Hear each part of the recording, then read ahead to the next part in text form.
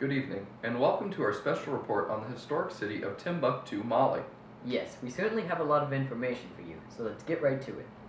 As you can see, Timbuktu is located in the present-day country of Mali. Its approximate coordinates are 16 degrees, 46 minutes, and 33 seconds north by 3 degrees and 34 seconds west. The city was most influential and prominent during the years 1493 and 1591, while as a part of the Songhai Empire. Timbuktu began as a seasonal camp for nomad hunters around 1100. Legend varies as to how the city got its famous name, but one of the most popular stories is that it was named after a woman who watched the camp while the tourists were away, this woman being named Tombuktu or Buktu. The city became more populated and used year-round from then on, and in 1230 the city began to serve as the capital for the Mali Empire.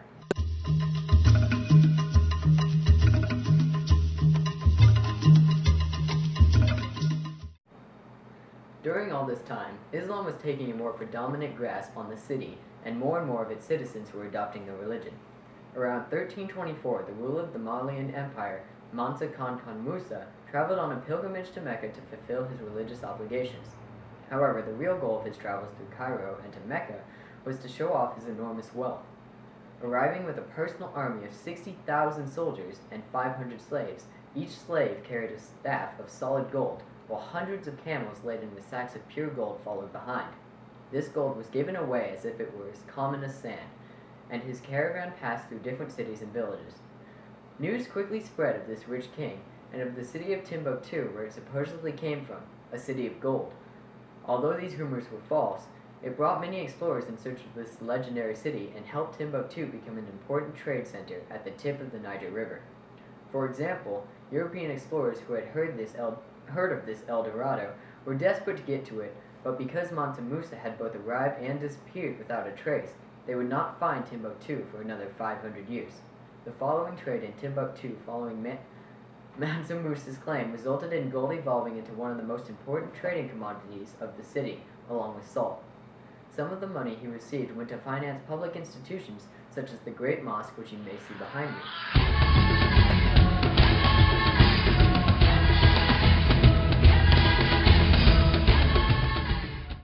That's correct.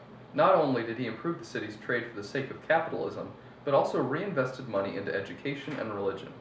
By the time Ibn Battuta arrived in Timbuktu in 1353, the city was trading gold, salt, slaves, cloth, and horses on a small but steadily increasing scale.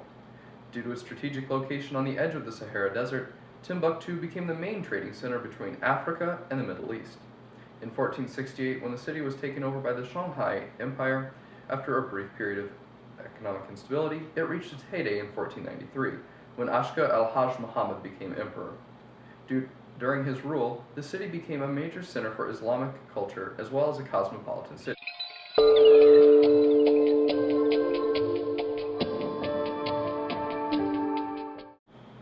During the Golden Age, intellectual activity peaked in the city. The city's scholars, many of whom had studied in Mecca or Egypt, numbered some 25,000.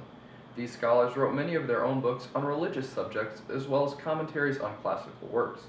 This made Timbuktu a major center for book trade, and manuscripts were imported from North Africa and Egypt, while many scholars copied down works at Timbuktu on their way to Mecca for their libraries. In 1556, Ahmad Baba, one of Timbuktu's most celebrated scholars, was born. He would write 56 books with subjects ranging from biographies to religious law, and he had a personal library that consisted of over 1,600 volumes, some of which you may see here on the screen. This was actually considered to be one of the smaller libraries in Timbuktu.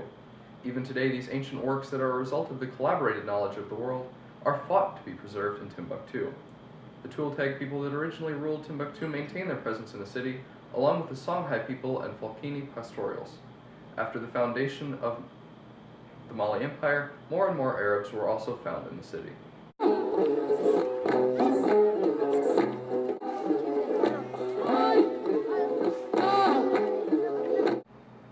One of the reasons for Timbuktu's success was its ability to access the Niger River.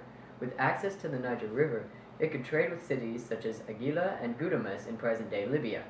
The river allowed for access to the most important commodities traded in Africa at the time: gold, cloth, and horses from North Africa, as well as slaves from West Africa. The most important item that left Timbuktu, however, was salt brought in from the Sahara Desert. About 63 years after Askia al-Hajj Muhammad died, the city was captured by Arama people in 1591, and the heyday of the city ended.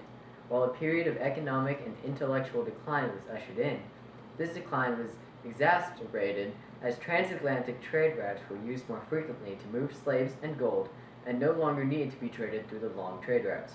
In 1737, various Tuareg tribes began taking power in the city.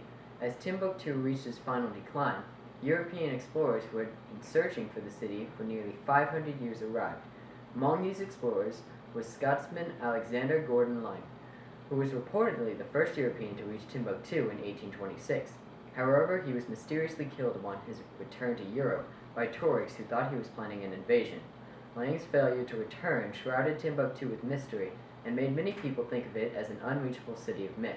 However, 2 years later, French explorer René Calais managed to sneak into Timbuktu disguised as a Muslim trader.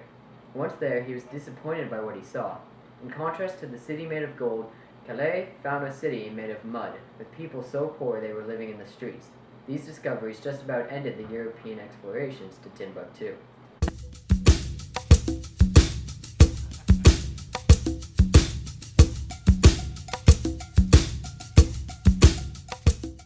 The various tribes lost power in 1826 when the Masana Empire took over Timbuktu. Their reign was even shorter lived than that of the Tuareg people, and were driven out when Timbuktu became a part of French Sudan in 1893. The French presence in Timbuktu remains today, even after the city has become a part of another country.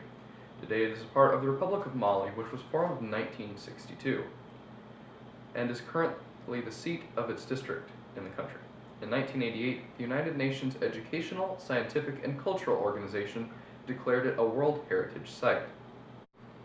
The city has played an important role in the recent Malayan Civil War. It was taken over by Tuareg rebels, whom you can see behind me entering the city, from the Malayan government and declared independent of Mali by the National Movement for Liberation of Azawad on April 6, 2012. On January 28th of 2013, the French intervention and Malayan military recaptured the city and reinstated the Malayan government with no resistance or bloodshed. Since once again becoming part of Mali, Timbuktu has been attacked multiple times by the rebel army. As a result of the ongoing conflict, the UNESCO has designated the city a World Heritage Site in danger. And for good reason too. The main library that housed the majority of all ancient manuscripts was burnt. These manuscripts include details of centuries-old trade transactions, medical procedures that were pioneered when Mansa Musa was in power, and astrological observations and calculations. Though the Great Mosque of Timbuktu was spared, the ancient mausoleum that had stood for a similar amount of time was destroyed for no apparent reason. Crucial government offices still are not present, and some of the citizens feel as if they are living during one of the city's many periods of decline. Behind me, you can see some of the damage to the mausoleum, and here to the library in which countless manuscripts were burnt.